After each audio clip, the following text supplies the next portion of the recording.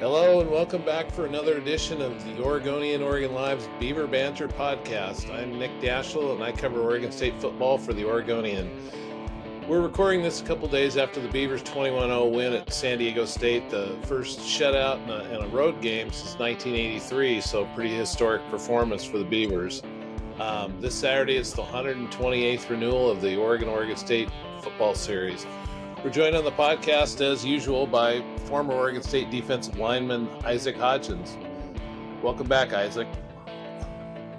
Pumped up after that game, man. I was going to ask you, when was it 1980? The last actual shutout was 2021 at Reser against Idaho. The last road shutout was the notorious 0-0 tie against Oregon at Autzen in 83. The last shutout in a win on the road was 1976 at Hawaii. There actually was a shutout in a bowl game 2008. I believe it was the Sun Bowl, the 3-0 game, the one that put everyone to sleep. I'll tell you what, there's nothing more rewarding as a defensive player to have a shutout. Give someone a big goose egg. I mean, there's nothing better you could do. I was ecstatic after that, especially on the road. Yeah, I was standing next to the box on the 20-yard line. A bunch of the defensive players, Jaden Robinson, other guys were. They were watching the screen. They were some kind of fired up with about 2 minutes to go. The only thing you just, I guess you just want to see is, San Diego State getting some fluke touchdown in the last 30 seconds or something. Or remember the Vegas Bowl where Florida kicked the field goal. That was kind of cheap too, but I'm sure you guys weren't happy about that. But that's why it's so hard in college football, because it's like you just get one big pass and you chip in a field goal. Oh, we didn't get shut out. You know what I mean? But that's just cheap. You don't kick a field goal in the last minute of a game just so you don't get shut. You gotta have some pride, right? You gotta be able to say we didn't get shut out. But be playing modern football on the road and get a shutout that's impressive. Like that, I don't know if the media's been covering it enough. Like, I haven't been following all too close, but you guys need to cover it. There needs to be more noise about that, because that's like impressive. Like, to go into someone else's house and not allow a single field goal or a single touchdown is absolutely, that's just good ball right there. That's great ball. Phenomenal ball. Well, I wore it out the last couple of days, so I don't know if anybody else did, but Where did you watch the game at home on TV or? Yeah, I was just watching it at home on TV, and I was yelling at the TV like, "Come on!" When Jack Conne forced that fumble on the goal line, like, "Come on, that's the best, right? That is the best." Because you're like, "Oh, they're about to score," and then you knock that ball out, man, and you recover it. Right. It's like scoring a touchdown on defense. Yeah. When you're watching, are you watching like a fan, or do you kind of get caught up like a player, or do you watch for certain things, or Yeah, I'm like on that goal line play, I'm watching, like, make them bounce back to your, own your leverage, make them come back inside. If the ball pops out, I'm sure every fan does this, but it's just a natural instinct to just go ball. Because when you're on the field and you see a ball, everyone just yells ball and run and try and go get on it. So I kind of scare my wife sometimes. We were watching it together, and I yelled ball, and she was covered her ear. I almost blew out her eardrum. Wow. Do you have a text chain going with former players? I know a lot of guys. I've heard that from a lot of different players that they got text chains going during games. Yeah, always talking with my guys all the way across the country. It's kind of hard to keep up with it because people are on the East Coast or whatever it may be, but Pac-12 after dark, or Pac-2 after dark, or whatever you want to call it now. Yeah. It gets kind of hard. How many guys do you have on a text chain? It's mostly just me and one of my good defensive line buddies. We still chat every now and again on whenever we watch the games and whatnot. But I don't have too much of a chain going. Oh, okay. You don't get to you don't really get to celebrate now though after a win like that. I guess you could, but not like Yeah. you did when you were playing. Yeah, no. I went out after the game and was like, yeah, we just flew back from San Diego State and, people were asking for my autograph and stuff at the restaurant and no, I'm kidding. Yeah, None of that happened. you went and I'm got all washed up now. ice cream or something like that. Or I'm gonna wait until we beat the Ducks and I'm gonna storm the field with everyone else. I'll be that celebrating. would be great. That will be a field storming. I would think they beat Oregon. That'll be a field storming. Oh That yeah, for sure. I mean, there's no question about it. What's a plane ride like after a win like that? oh man. After a win like that, I don't know, no one's sleeping, everyone's laughing, everyone's out of their seat. There may be it's just like a little party on the plane. You could think of it like that. Yeah, Um, Especially even on the bus ride back, everyone's just excited to go celebrate, Like, I mean, that's a huge win on the road. First win by, Coach Bray as a head coach on the road. Winning road games aren't easy. Like that's very hard to do, especially, right. with the team where it's these guys haven't played together for very long. It's awesome to see. So I'm sure those guys were pumped up. Yeah, I mean, it took. Well, I guess you guys won three. Didn't you win three road games your second year at Oregon State, 2019? Was it Yeah, Arizona and I I want to think say there was Arizona, UCLA, and somewhere mhm. else. I can't remember. um yeah, I can't remember it either, Right, but and yeah, you I should mean, have won. And you should have won the game at Washington State, and yeah, yeah, that would have been. don't bring that one up. That one still makes me mad to this day. I knew they were running the ball. I knew it. I should have jumped off sides and killed the play and because we were ready to go for a pass. We did drop eight. We had four people in the box. It was horrible. It was bad. It's bad God, play. us the Bad decision of us. I heard the run calls from the offensive line. I should have just jumped off sides and, you know, the ball would have moved 2 inches forward. But yeah, but I mean, the offside doesn't stop a play though. I mean, they could still well, if I score. make contact, it will. Oh, right, right. Make I guess contact with the center. Hit them. That's usually what you're supposed to do. Because penalty in that area, it's going to move the ball inch forward. We're going to play ball still. You know what I mean? yeah. I mean, I still remember this 5 years later. I still remember the hit Jalen Moore laid on that one receiver, right down there on that final drive. I think they tried. Did they call targeting? I think they called targeting Yeah, on it. I believe it was. God, Yeah. that was probably one of the hardest hits I've ever seen in college football. NFL is a Yeah. different level, but college. Hopefully, yeah.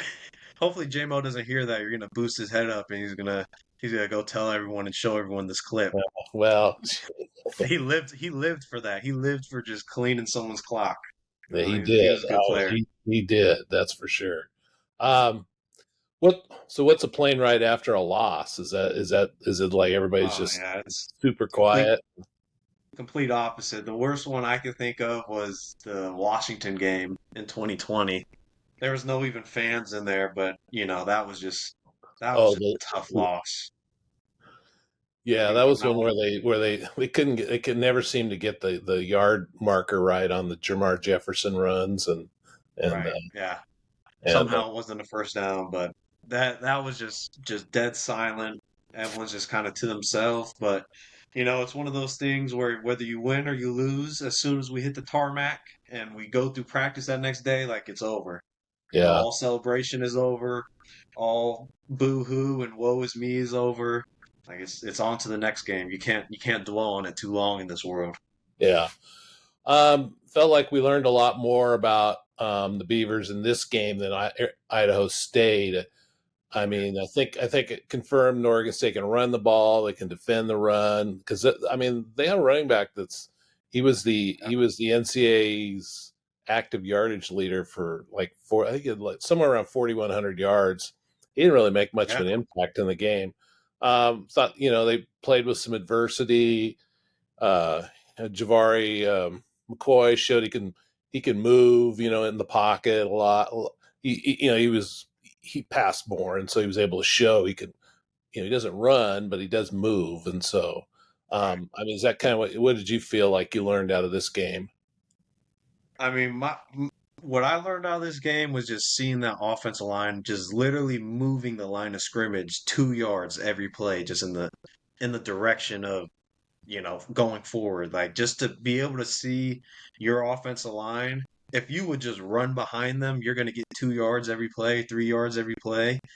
I mean, that's good football right there. So I that game gave me a lot of confidence in the offensive line and just they're able to go and physically dominate the line of scrimmage and move people. I mean, it was impressive. It was impressive to see. It was impressive to see that first drive of just, some explosive plays. It looked like Beaver football. It looked like we were running the ball down people's throat, and then we were dynamic and explosive plays, and it just looked like the brand of football that I'm used to seeing from the offense, especially that first drive. So, Yeah. Where so did I you was, I see was the glad to see that. Where did you see the most improvement from week one to week two, up front and defense? Yeah, Where did you feel like I, you I saw would, the most? yeah, I would say the offensive line. I mean, the way they were working together, you could tell in the first game. There's kind of people were leaving blocks kind of early, and defensive linemen were kind of getting through to making too much penetration in the backfield. Yeah, So you saw that there were some guys kind of not working together quite well, and then it just looked good. It looked like good offensive line play. It looked like something they could be proud to put on tape. So that was really impressive to see. Um, and then it was just good to solidify like this defensive line play that they have going on. Nico did amazing. He's affecting the passer, batting balls down, getting sacks, pressures on the quarterback. So it's good to see that we have the ability to affect the passer without necessarily yeah, getting a ton of sacks. yeah. Your guy Thomas Collins, he's a beast, man. In two Oh, yeah, games, I told you. he's I mean, he looks right now like the best defensive lineman out there. Yeah, I mean, I tried telling you guys, I got to get on I got to get on him a little bit to, make sure he's good on everything. But, um, yeah, I tried telling you guys, he's a little ball of energy and he's explosive and, Yeah, he's quick. Man, he's quick off the ball. There was one play where it's just, I mean, ball snapped, he's past the guard, making a tackle for loss. Yeah, it was good to see. It was yeah. impressive. San Diego State had the freshman quarterback Danny O'Neill. He didn't get sacked, and I don't think there was too many of what they would call quarterback hits, but he didn't do much either. So, how much pressure did you see from Oregon State's defensive line on him? I think we did have one sack, right? Nico got a sack, didn't he? I don't think so. Let me look here. I don't think I saw a sack, but I thought. Yeah, he got a sack. So we had one sack. Oh, right, right. Okay, there was. Oh, I was looking at the wrong. Oh, yeah, you're right. He did have one, and he had two tackles for loss. Yeah, Nico had two tackles for losses, and one of can't them do was a that, sack. man. What's You that? can't. You can't try to take the credit away from a defensive lineman when he gets a sack. Hey, that's my biggest pet peeve. Okay, well, he did get a sack. Okay, well, I mean, what did you think of the pressure on that quarterback? Because he didn't really do much. And I thought Trent Bray brought this up. He said he thought the windows closed considerably from week one to week two on from Oregon State. The receivers had a much harder time getting open. I don't know if you saw that or not, but that was one of the things Trent brought up today. Saying our receivers or their receivers? Their receivers didn't have a lot of. Yeah, There wasn't a big window to throw to by their yeah. quarterback. No, I agree with that, and I think that's kind of where the play has to work together, where your back end is is allowing the defensive line to get there enough time to get to the quarterback. I think there was plentiful time on there was a few opportunities, but I just felt like San Diego State couldn't get in a rhythm. And at the end of Yeah, the day, your job as a defensive lineman is make sure that quarterback stays out of rhythm. yeah, So, I mean, obviously he was feeling it. It's the one of the worst things you could have as a quarterback is a batted pass. You have a wide open wide receiver, it's going to be a first down, and then it just gets batted. That's like it's demoralizing. So there's more that ways to happened on affect the. happened on the first series. So I mean, Yeah, that's probably a good time to do that, just to kind of get into his head a little bit.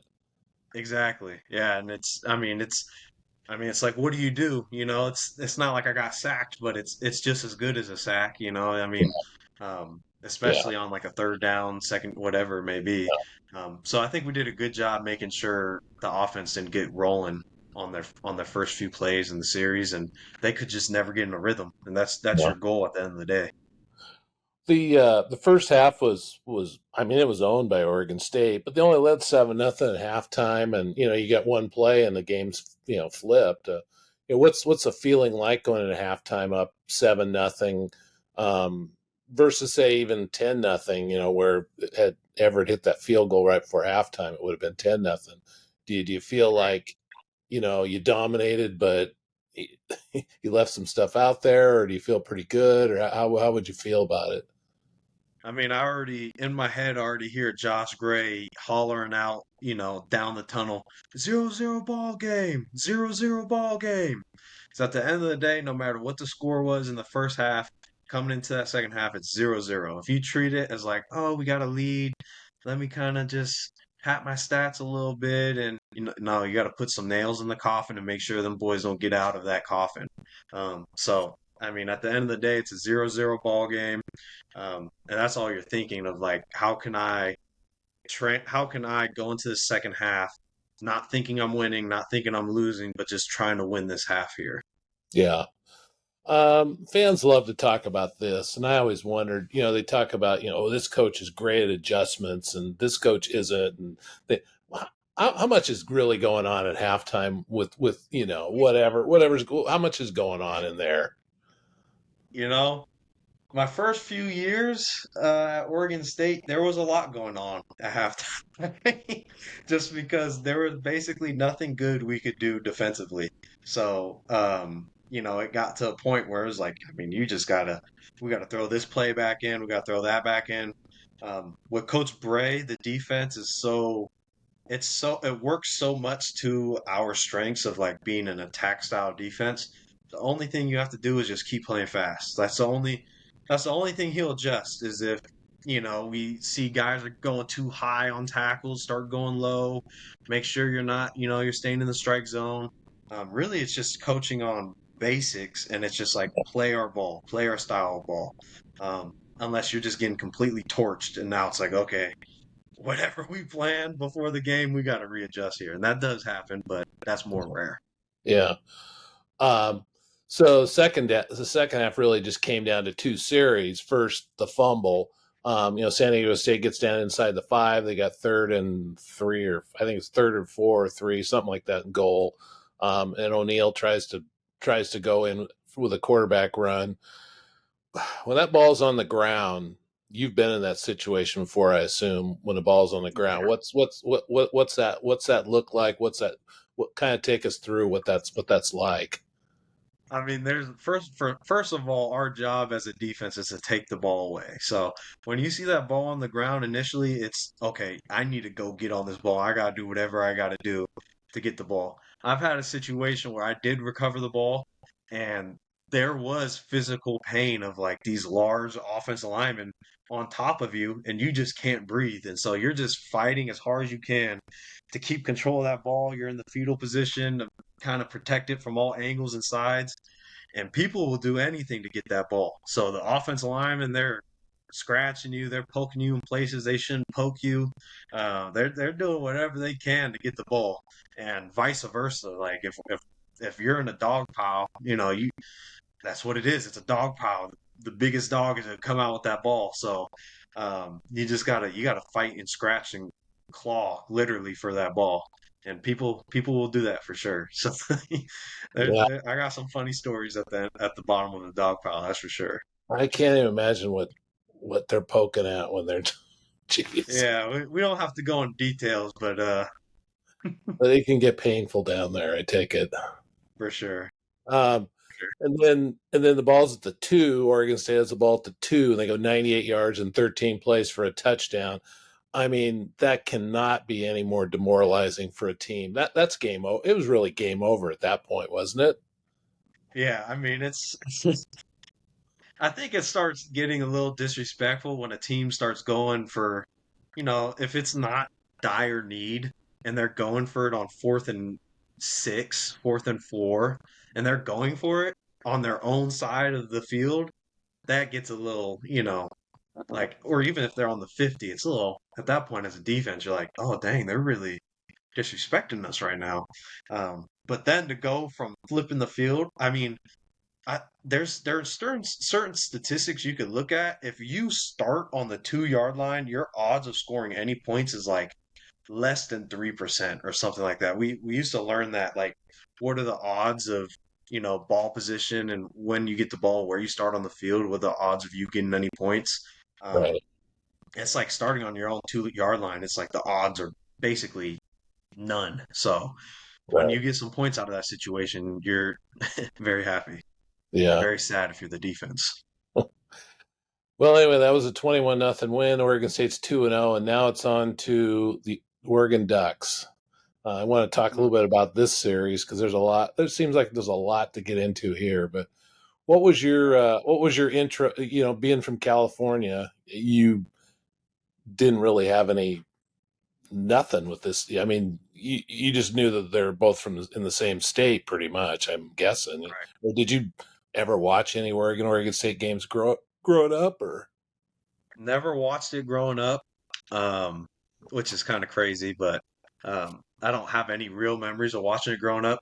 My first memory was Isaiah obviously committed to go to Oregon State in 2016 or 2017, whatever it was. But it was the Civil War game where it was pouring rain and Ryan Nall was just running that rock. And it was one of those games where Oregon State, came from behind and just ran the ball down Oregon's throat. 2016, yeah.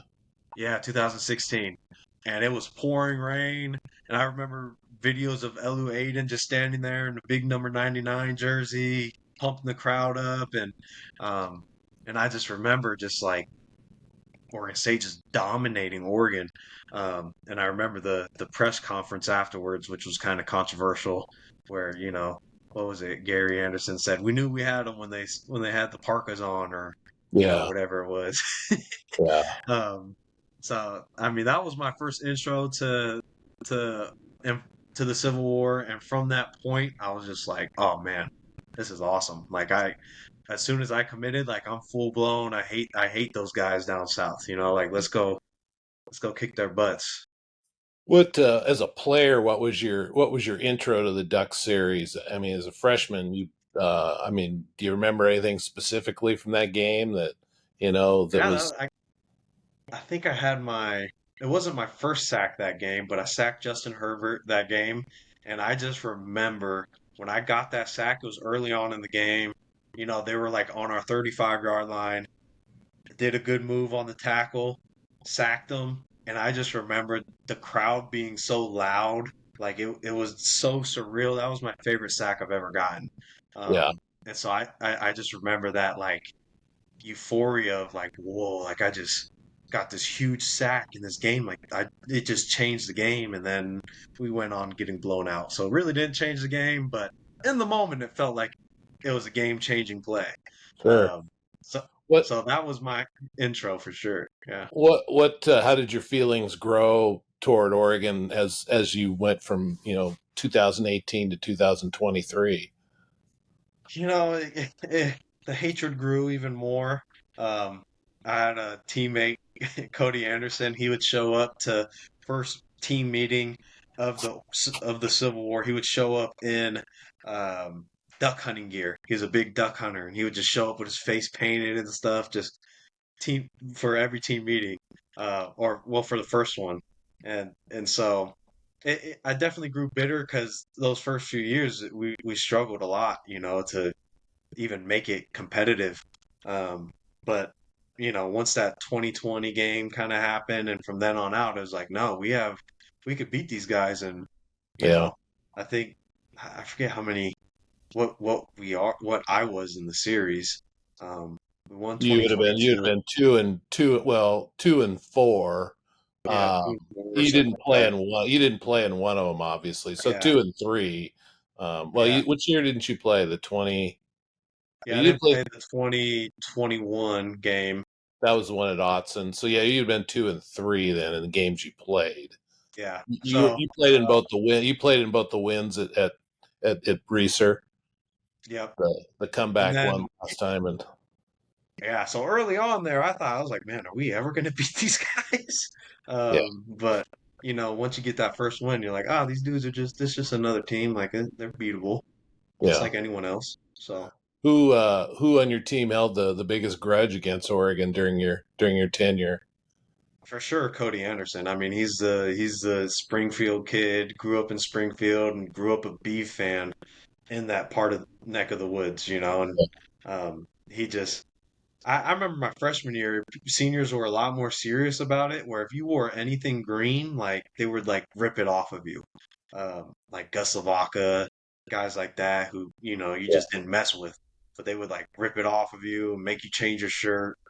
Got a little bit too lax for my liking towards the end of my career.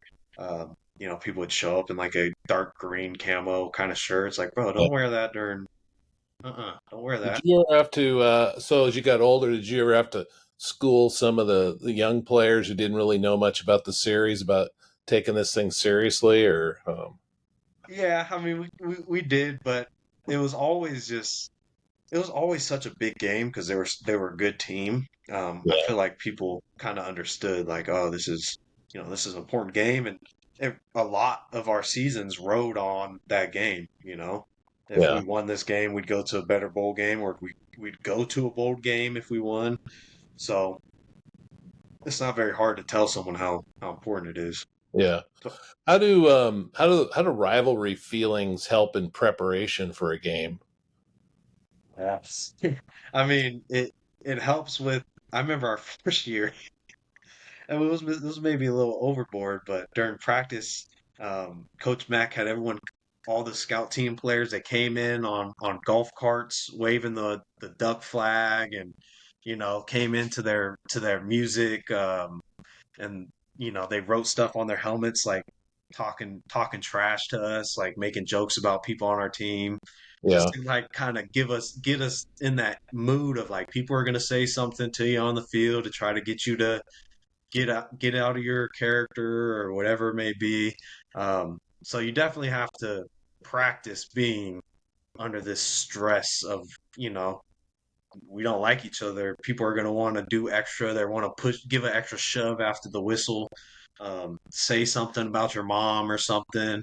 You know, people are going to do whatever they can to try to win a game.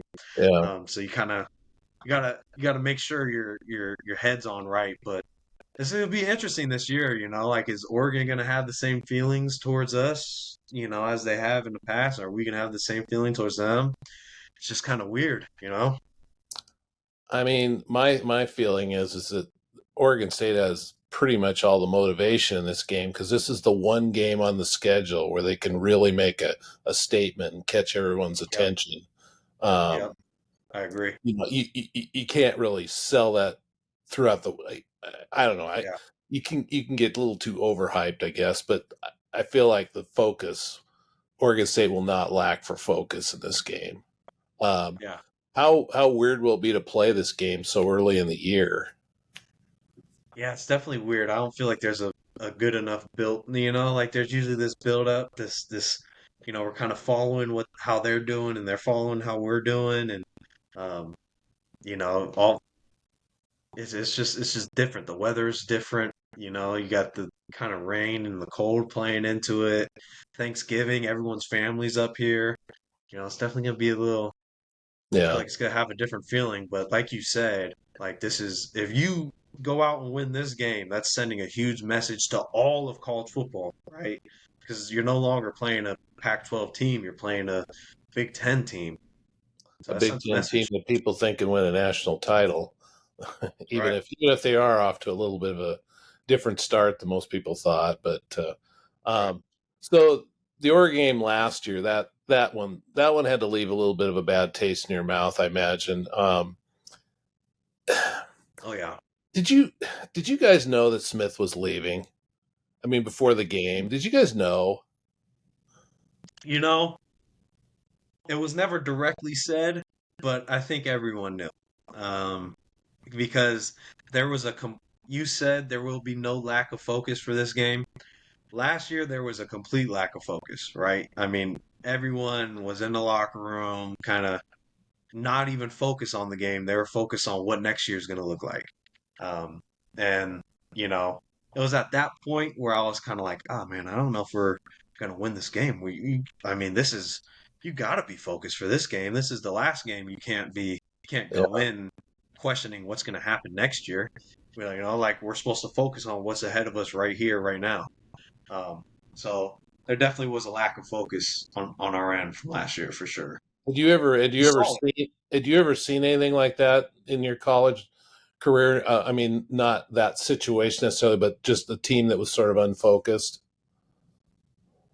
I would say the only time I saw that was in 2018, was when, people just kind of didn't play as a team. We just played individually and for ourselves. And we had a lot of good talent on that 2018 team, but we just didn't come together culturally as a unit. Yeah. So that's the only time I could really compare it to, of just a lack of focus, of everyone's just focused on what they're going to do for next year, or are they going to transfer or whatever? Maybe I would say that'd be the only comparison, and we all know how bad that 2018 team was. So Oh yeah. Yeah. I was gonna ask you if the team was distracted, during the game, but I mean, you obviously were. I mean, I know I was. I was talking Scott Barnes half the game, trying to find out what's going on with Jonathan, and so I didn't. I missed half the game because I was trying to get a hold of Barnes about what's going on. So, yeah, I yeah, don't I think was. anyone was. I don't think fans were focused on that game. I don't think anyone was. It was almost like we were on to the bowl game already, or we were Yeah. on to next year. Preparing for next year. I mean, Talked up. Smith had to know he was leaving. He tried to tell us after the game, yeah, we're still, still haven't decided. And you don't make a decision like that overnight. It was made. I just can't Yeah, believe it. I can't believe he could even say that. But this does sound like it did impact the game for sure. Um, yeah, it did for sure. And I love Coach Smith still. oh yeah, I You mean know, he's I I understand, this is the landscape of college football now. It's more business than anything. It's got to be, you know what I mean? Um, he did what was best for him and his family and whatnot. But yeah, I mean, for the sake of that game, yeah, there was definite lack of focus. It was almost like everyone chalked it up as an L already. Like, let's get on, let's just see what bowl game we're in, yeah. and see who transfers and who doesn't. I That mean, was kind of the there's no clean way for a guy to leave. I mean, these days you just right. Yeah, it's going to be messy regardless. I mean, it could have been better probably, but yeah, I mean, yeah, I the agree. net result of it is I think he was better. I think he left Oregon State in a better spot than what he left when he came to Oregon State. I mean, he did some Oh, good most things too. definitely, Yeah. most So, definitely. but that's not something fans want to hear right now, though. They still kind of Yeah. bitter about it. But this is not another game, right? I mean, if a coach tells you that, do you go, "Are you kidding me?" or do you believe him? It is another game though. At the end of the day, it's a game, and you're not playing a logo or whatever it is. It is just another game. All you have to do is go into the film room, break down the film, find the tendencies, and make your game plan and drill it. Drill that game plan. Um, and honestly, if you go in as a player thinking like, like, oh man, like you go in with your anxiety level too high before the game, you're not gonna be able to perform well. Yeah, So you have to go in. It's like, this is just football. At the end of the day, just football. Line me up against this other guy and let me win my 1-on-1. If everyone goes out and wins their 1-on-1, we're gonna have a good game, you know? yeah, Um, and I think if you try to like mysticize these guys as like, oh, they're these guys down south and they're this, they're that. That's where you start getting in trouble, and you start to, you know, you lose the battle before you're even out there. yeah. So where will you be Saturday? You'll be at Reeser. Oh yeah, no doubt about that one. I'm there. Be in the players' lounge watching from the end zone view. watching some Beavers get some sacks because I don't think we're gonna. I don't know. I wasn't in the game plan this week or anything, but I don't think it's gonna look as vanilla defensively as it has been looking. You know. Well, that was that. I had a few reader questions here, and that was one of them. One of them was asked, is the offense holding back? But I would also add, is the defense holding back? I mean, do you think have you seen much out of anything exotic out of either side first two games? I mean, there was the flea flicker. That was Right. pretty exotic, but defensively, it's looked pretty vanilla. And knowing coach, I mean, I don't want to put too much out there for anyone else to hear, but I don't think the less you know about a team, the better for you. You know what I mean? Yeah. Like the less they know about you, the better. Right. And I think that's been kind of done strategically. Like I'm speaking out of two sides of my mouth, right? Because I say, oh, it's just like every other game, but if it's just like every other game, then your game plan would be the same, right? It's like, oh no, you kind of have to, you got to know your enemy, know your opponent, right? So was there some planning in advance defensively to not show, your packages earlier on in the season to prepare for this third game? So were you preparing for game three, game one? Only Oh, only the I'm certain of it. I'm certain that they haven't. I'm certain they're holding stuff back for this game. I mean, right. And so it goes back to your question of like, oh, is it really just another game? Like everyone says, it's like I want to say no, right? Like mentally, like I go in thinking it's not just another game, but there is strategically, yeah, as you look at your schedule for the season, you do strategically game plan for the season. You know what I yeah. mean? Um, One of the questions was, what defender have you seen so far that you feel like has improved the most this year from last year? I think Samisi has improved tremendously. Last year he was kind of getting his feet underneath him, and but this year he's just out there. He looks like a different player. He's commanding it. Him, Nico Taylor, they're both just like out there playing fast, um, and then obviously Skylar Thomas pops off on the film. You know, Yeah, but we didn't see him at all last year. You know what I right, mean? So right. Yeah. Um, is the defense that good, or is it the quality of the opponent? it's tough to say. I would say give them their props. It's hard to go on a road game and give someone 0 points. That's hard to do. So I don't care who you're playing. If you give someone 0 points, you give them a goose egg and you're on the road, that's impressive. Like that's good football. Um so we'll see. I think it's gonna be a different test this Saturday for Yeah. sure.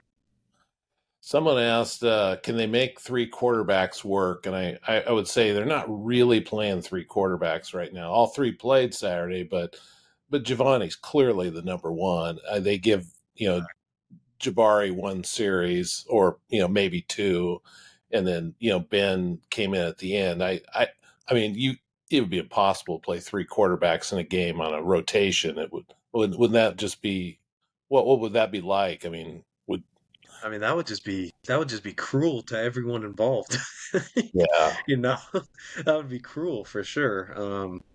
Yeah, I mean, I think the football season is long, and I think there's a lot of football left, and so we'll kind of see what formates, and you have a plan going in, but sometimes you have to veer off that plan. I yeah, don't know, but it looks like they got a pretty strong flow going with Giovanni going. yeah, Um, I think he did good. Handled good game managing. Missed a few throws, but all in all, thought he handled himself like a vet. yeah. Let's see this last question. It's probably more for me. It says, if the Beavers are looking to join a Power Four conference, will they need to expand Research Stadium at seats? The answer to that is no. That is not ever going to happen. That's not what college football is anymore. It's not about expanding stadiums. It's about making the seats more expensive and better experiences. People are watching games from home. They're not. They're just. I mean, they're just Yeah. not. I mean, when they if they were My, rebuild if they were redo Watson Stadium, if they expand that, that'd be crazy. They need to make that place a better stadium for the fans. And right. they're Yeah, the those, my dad had a few choice words for that. He was kind of upset that they like downsized the stadium like that. Um, but at the end of the day, you got to kind of play to your, you got to play to your, if you're not already packing out the stadium, make it even bigger so it's like less comfortable for the fans and looks more empty. You know what I mean? It'd be a no, whole different story. there's no bench seats. Make it. I always think it's better to make it a tougher ticket. Yeah. Sell. I mean, 36,000 seats is a good size. I mean, is that place loud enough on the field? Do you feel like it's loud enough? Does it need to be louder? I mean, what do you hear? Well, you were down the field when the fans were cheering Uh, last year. it's pretty loud, but there is a distinct difference between playing here and then playing at Ohio State, you know? Oh, okay. There's Well, for sure a distinct that's triple the difference. size, though. That's triple the size. Yeah, so yeah, I mean there is a difference for sure, but I think we got some ferocious fans, so there definitely is that Reezer effect where people come in and play at Reezer. It's a lot different than playing. It's a hard place to play. I mean, even USC commented in 2022 about how loud Reeser was with just the one side. They thought that made a big difference in the game was the crowd noise with I wonder just if some of it had to do with the acoustics of like you maybe, had some. I don't like it was just bouncing off of the maybe. the construction site. You know, I don't I know. don't know. I do not see most schools needing to add seats to stadiums anymore. It's just those big screens are those big screens in warm houses are pretty nice in November. Um, I, no, I mean, and then also, I mean, half the time you go to the game, everyone's just staring at the jumbotron. I'm like, dude, the game's right in front of your face. including players, they like to watch it Yes, too. yes. So Well, to be fair to us, we can't see because people are standing in front of us. So if you're sitting on the bench, but it yeah, could be the same in the yeah. seats as well in the stadium. I mean, there'll probably be a day when you don't go to a game at Reese, or you'll stay at home and watch. It'll be pouring down rain, and you'll go. I think I'll watch from home. You will. You watch. You'll do that. Anytime if I'm living in Corvallis, I'm at a home game unless Okay. I'm in the hospital. All right, I did. don't quote Somebody me at on that. Oregon State did tell me they saw you at the first game, and they were just amazed at how much how you look different now. You're Oh so yeah, much. They didn't really yeah. recognize you because you're so much smaller. Yeah, it's kind of sad, you know. They said I was small. Come on, man. I still got some. Well, maybe Still it's gonna not put some weight small. on in the weight room. Just much thinner, I guess. Yeah, Have you 50 been in the weight? pounds, Have you man. been in the weight room though? Not as much as I need to be, but I've What been do I've been trying. what can you bench now? Oh gosh, don't ask me that. Shoot, I could still put up 3 plates for sure, but it Oh, might be a struggle. yeah, Back when I was 50 pounds ago, I was throwing up 3 plates for 12 plus reps. yeah, But yeah, now it might be a struggle. So, yeah. Well, you don't need to anymore. So, um, yeah. well, I think we'll just wrap it up with that. I'm not going to ask you for a pick because if you picked Oregon, you would people would Take call me off you a. the podcast if They that would ever happens. they would definitely not be happy. So I'm not going to ask you for a pick on the Yeah, I might game. have But some bricks through my window or something. I'm assuming I'm assuming you think Oregon State's going to win Saturday. Yes. Go Yeah, Bees. I'm yeah, putting on my Beaver hat. We're yeah. winning this Saturday. Come on now. They're one of those orange cowboy hats that the students wear. Yeah, I'm wearing one. Remember that was it 2 years ago they were wearing the orange cowboy hats at the Duck game and Yep. yeah, that Bring was those back. I saw some of the players wearing like 5 or 10 of them on their head after the game, and yeah, that was wild. So Yeah. all right, Gotta well, hey, let's wrap it up here. You'll be able to get this podcast wherever you get your podcasts, and we'll be back next week to talk about the Duck game. maybe it'll be a win. Isaac says it's going to be a win. So then we'll be talking about Purdue. There's another team you've played in the past. So 21. Did you play that game? I can't remember. No, I actually didn't play that game. I was injured that one. I was so upset about that one because, man, I was going to eat versus their offensive line. I was going to eat that game. But Well, I was there. I can't remember if that was a game you were there. I thought was that the year you had the foot injury? Yep. Oh, okay, that's right. Yeah, that's right. And so you missed the whole season. So well, anyway, you get to see him again. You get to watch another. Get to watch another Purdue Oregon State game. That's in a couple weeks. So anyway, we'll see you next week. Thanks. Go Beavs.